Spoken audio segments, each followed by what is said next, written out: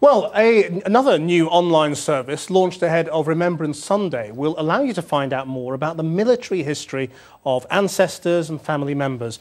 The service records of 2 million World War I soldiers have been published on the net for the first time. The sights I pass in this spot I cannot tell you. It makes tears come to my eyes when I think of it, and could not lend a helping hand to those who were struggling for their last, in case we were blown up. I can tell you a lot of things that the public will never know. It has been absolute murder in this big battle. John William Gower served as a corporal during the First World War in the 1st Brigade Royal Field Artillery.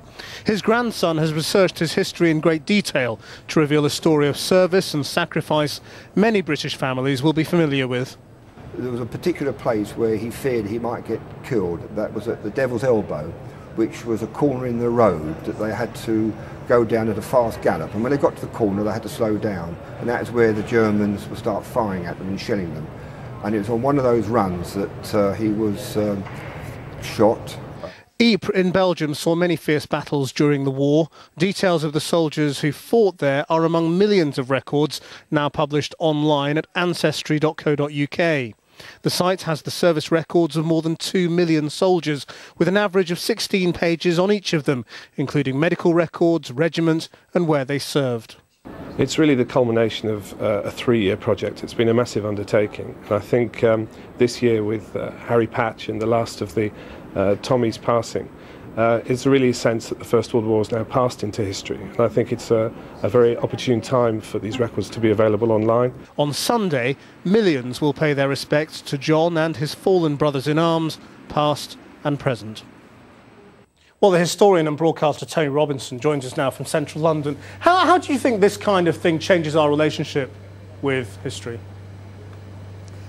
I think it changes it really dramatically because, as you said earlier, the last remaining British soldier who fought in the World War died this year. So suddenly World War I is just history. There's nobody to tell us about it. And we can access our family history, particularly with relation to the war now, in a way no one's ever been able to. In a way I think it's quite extraordinary that history has got closer to us, and the more that people access sites like ancestry.co.uk, the more cost effective it becomes to put all these lists online, so that now, in addition to the service records that went on today, we've got all the medal records, we've got all the medical records, we've got a whole host of biographies of different people who fought in the First World War. So in a sense, oddly, the war's getting vivider and closer to us than it ever has been. And it brings us closer in a way. I mean, you can search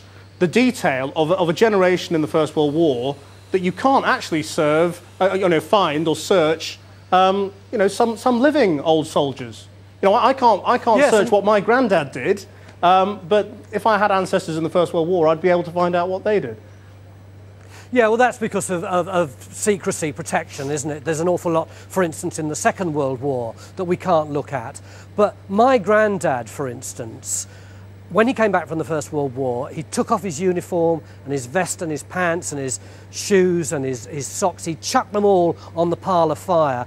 And he and my grandma and my dad, who was little at the time, and his brother, just watched them all blaze in the fire. And then after that, my granddad never spoke once about what he'd been through in the First World War. And if that was true for him, I guess it's true for tens of thousands of other people. But this kind of work can bring those stories back to life now, and I think that's great. Tony Robinson, many thanks for joining us. And that's it. We're back 7 tonight, again at noon tomorrow. Until then, have a very good afternoon.